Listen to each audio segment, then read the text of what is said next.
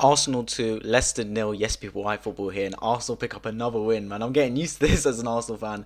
I'm getting used to winning football matches, but that's always a dangerous feeling, as always. If you're new around, if you enjoy football content, match reviews, that kind of thing, if that's your cup of tea, please consider subscribing on my road to 700 and drop a like down below so this video gets out to more people. And leave your thoughts of the match in the comment section down below. As an Arsenal fan, Leicester fan, or a football neutral, I'd like to hear it. I mean, the stats are split screen with me. As you can see, a commanding Arsenal victory. We made Leicester look very average today. I mean, I'm going to talk through how the game went, my thoughts going forward, the top four race, all kind of stuff. But I think we should start by saying this game was definitely more about what Arsenal needed than Leicester needed. From the lineup, Leicester, they made it very clear and obvious that they are going for the Conference League. Now, why? I don't really know. I guess it makes sense because winning the Conference League gets them Europa League football. And look, it's a bit of a Europe run. Teams like Leicester, I know they won the Premier League about 6 years ago, and they had that Champions League run, and they win the Europa League. But it's good to have a nice little European run to raise your international status as a club. So even though it is the third tier of European football, it'll be nice for them, especially with the fact that in the Premier League right now, they are not doing the greatest. They definitely won't get Champions League. They're a doubt even for Europa League. So the best they could probably finish is Conference League anyway. So if they win the Conference League, they get Europa League. So in that sort of way, it makes sense to prioritise the Conference League for them. And Brendan Rodgers clearly made that obvious by not playing players like Tielemans and Ndidi today. But yeah, going back to Arsenal, because this game meant an awful lot for them. Top four favourites, that's what it's looking like now. I mean, this could have been a banana peel game. I was thinking actually before the game started, I was like, I can see Arsenal dropping points here just for the fact that whenever it gets too good as an Arsenal fan, you think you're on a roll. Everything's going to plan. We've turned the corner. We have Arsenal to slap us in the face by dropping points. So it just felt like that kind of game. Everything was feeling a bit too good around Arsenal. The players looked good. They looked happy. Fans were getting excited. Even pundits were talking about Arsenal. I was like, this is perfect type of storm that's going to just weather Arsenal. But we didn't. We went through, commanding victory, a goal either side of half time, and it's exactly what we needed at the end of the day. More points picked up, especially in our pursuit for top four. I mean, I look at games in bunches of three, to be honest. I don't like to look at, I know game at a time is good, but I like looking at games in stages in terms of you play a block of games at once. These three blocks of games this week, Leicester was the first one. We've got Liverpool at home on Wednesday, and then Aston Villa away, the early kickoff on Saturday. In those three games, if we can pick up 7 points, terrific turnaround. And we're 1/3 of the way there, picking up a win against Leicester. Now this Liverpool game, this is the game in hand, right? I don't like saying free hit. I'm not a free hit kind of guy. I don't like saying it, especially at home, and especially a club the size of Arsenal. No game should be a free hit. But if you look at it, no one's expecting us to beat Liverpool, right? Any kind of result against Liverpool is a good result. A draw, terrific, I'll take that. A win, that is amazing. If we get a win against Liverpool, that would literally make us top four. We're favourites right now, but that would literally make us nailed on top four favourites, where it is definitely ours to lose. I mean, I'm looking around at rival fans right now that even they're looking a bit scared of Arsenal. Tottenham fans and United fans, even West Ham fans are thinking, this Arsenal team looks alright. This Arsenal team really does look a good football team, and they are the team to beat. And when you're in the position right now, as you are, as Arsenal Football Club, we're in a terrific position because it is ours to lose. When it's yours to lose, you don't need to panic as much. I feel like if you're relying on other teams to drop points, you panic, you start doing too much. You get kind of bogged down on you need to pick up victories, even though it's not in your hands, and then you end up making mistakes because you're so paranoid about what's going around you with different teams.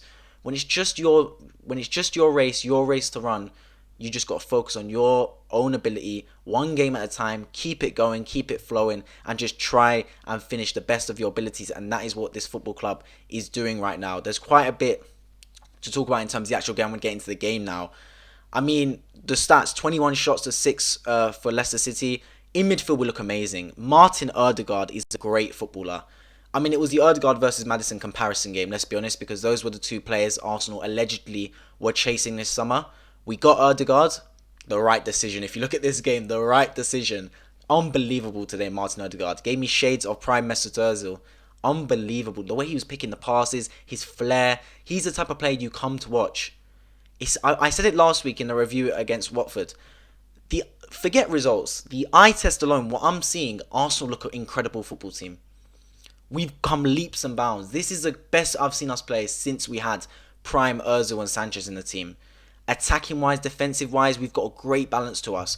And the way our Odegaard links up with, especially Saka, and even Martinelli making runs, we look a dynamic team, we look a fluid team, and we look a team that's A, enjoyable to watch, and B, teams don't want to play. And if you're enjoyable to watch and teams don't want to play you, that's the perfect mixture. Because there's some teams that get good results, like Wolves for example, they get brilliant results, but they're not really that enjoyable to watch. They don't score many goals, they just sit back and defend well. They get results, and it is a results business at the end of the day, but they're not that enjoyable to watch. In comparison, you've got Liverpool and Man City. Incredible to watch, and they pick up results. And Arsenal are moulding into that kind of team. We're not one of those teams that are going pure results. Let's sit back, play counter-attacking football, like what Wolves are doing, like even what Tottenham are doing at times. Arteta's put his style out and said, look, let's play attractive football, but let's pick up results at the same time. Let's look good while doing it. Let's turn up to the party in style and bag the hottest girl. That's how we're moving. And I'm loving the way Arsenal are playing. I mean, the big test is Liverpool on Wednesday. That is a litmus test. That is the acid test. That is a test. I can't wait to see us play. It's enjoyable to watch football again, especially as an Arsenal fan, because it's been a rocky past couple of seasons. We haven't been the best, especially in the league. Europe, we ain't done well. But you know what I'm saying? Like, bit by bit, we're looking a better team each day. The Arteta out fans are starting to quieten down a little bit. I never really was Arteta out. I never really was Arteta in either, to be fair. I wasn't staunch Arteta in. I leaned towards Arteta in. I still obviously am now going to be Arteta in. But I've always been the case of, I see something happening and let's keep it going. Because for me, everyone that says Arteta out, it's not a simple case of get rid of the manager. It's a two-step process. You A, get rid of the manager. You B, bring in another manager. And if you can't fulfill both those requirements, you keep the man in charge. Yeah, you can get rid of Arteta, but who do you bring in? Many fans are like, oh, you get this guy, you get this guy, you get this guy. Does it really fit our arc? Like, if we had Antonio Conte right now, would that be the right manager for Arsenal? I don't think so. I think out of all the managers, apart from obviously the top tier ones like Pep Guardiola and Jurgen Klopp that obviously are not coming to Arsenal, this is the type of manager you'd like at this club. You'd like a manager like Arteta, like a Ten Hag, for example. Those type of young, exciting managers. So why would you replace him? Yeah, Arteta's a bit inexperienced. I get that 100%. He's going to be tactically outclassed at times because of naivety. But the man has showed me shades of a top manager. And the way he conducts himself, the way I see him look on the touchline, yeah, he's a bit aggressive. Yeah, he's a bit fiery. Yeah, he's a bit over the top.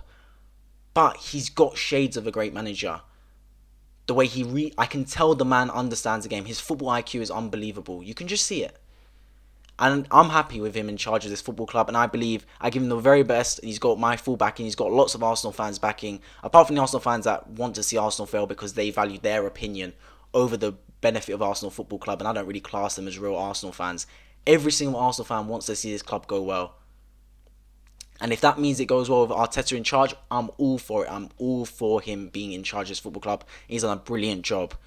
I mean, in terms of player ratings for Arsenal, in goal, Aaron Ramsdale, terrific save in the first half. Terrific save. I'll give him a 9 out of 10. Great performance. Cedric looks good as well. Looks very, very good.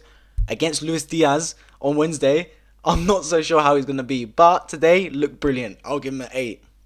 Centre-backs, Ben White, 8 as well. Terrific. Gabrielle, terrific as well, give him an 8. Ben White and Gabrielle are just the partnership of dreams right now at centre-back. We're building partnerships and we're building a consistent starting 11. That's why I said at the start of the season, the only way to get consistent results is it starts all the way back in the process. It's not a case of just getting consistent results. You need a consistent manager in charge. Someone's going to give their style. Ticked. You need a consistent style that comes with the manager. Whether that is an attacking style, defensive style, counter-attacking style, possession style, whatever. You need a consistent style. And then you need consistent selection. You need to select the same players for the same games every week. You can't just have Ben White in one week. Then Rob Holding comes in. Then Pablo Mari would have come in before he went in loan. You can't have that. It has to be the same selection. Then when you have the same selection, you have the same style, you have the same manager giving them instructions, then you'll start to get the same consistent level of performances. It's one at a time. You can't just skip to constant results.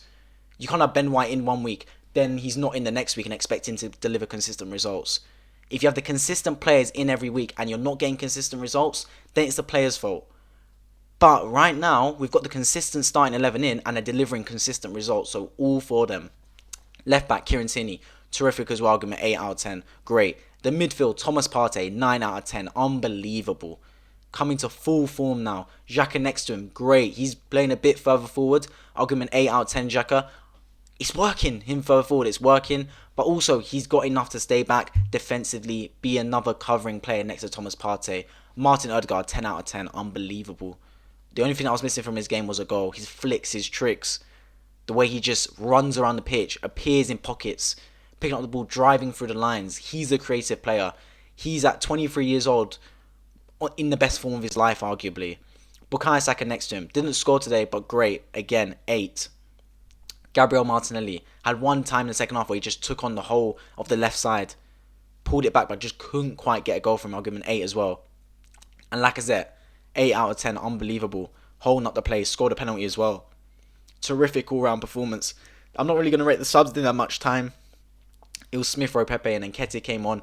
Didn't really have much time, but other than that, terrific performance by Arsenal. We take home all 3 points, and a massive 3 points, because in this race for top 4, man, it's all about results. It's a results business. We played well and we picked up the points, and that's all that matters. As always, if you're around, if you enjoy football-related content, please consider subscribing on my road to 700 and drop a like down below so this video gets out to more people. And in the description, I'll have my socials, including my TikTok, Instagram, and Twitter. Leave your thoughts of the game in the comment section down below. I've been Football, and I'll catch you guys in the next video.